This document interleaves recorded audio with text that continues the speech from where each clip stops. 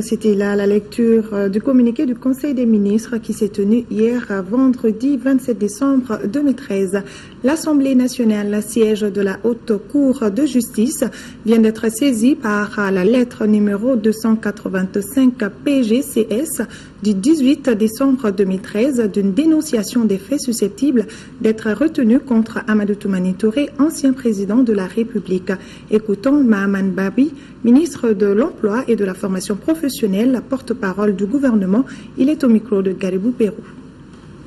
Le gouvernement du Mali informe l'opinion publique nationale et internationale que l'Assemblée nationale, siège de la Haute Cour de justice, vient d'être saisie par la lettre numéro 285 PGCS du 18 décembre 2013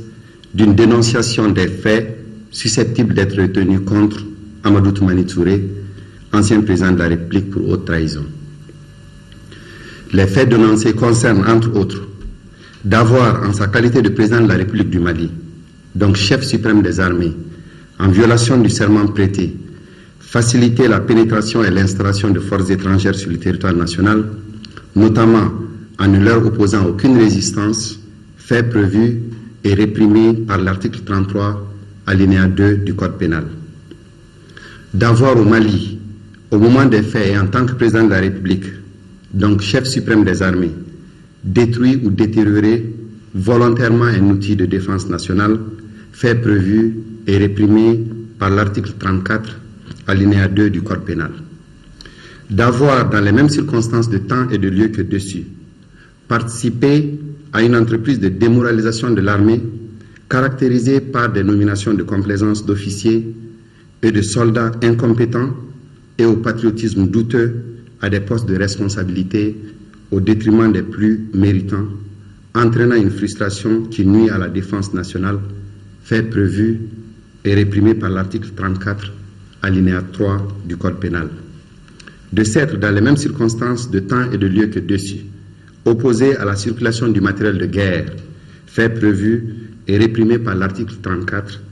alinéa 3C du Code pénal. D'avoir, dans les mêmes circonstances de temps et de lieu que dessus, participé en connaissance de cause à une entreprise de démoralisation de l'armée malgré la grogne de la troupe et des officiers rapportés et décriés par la presse nationale, fait prévu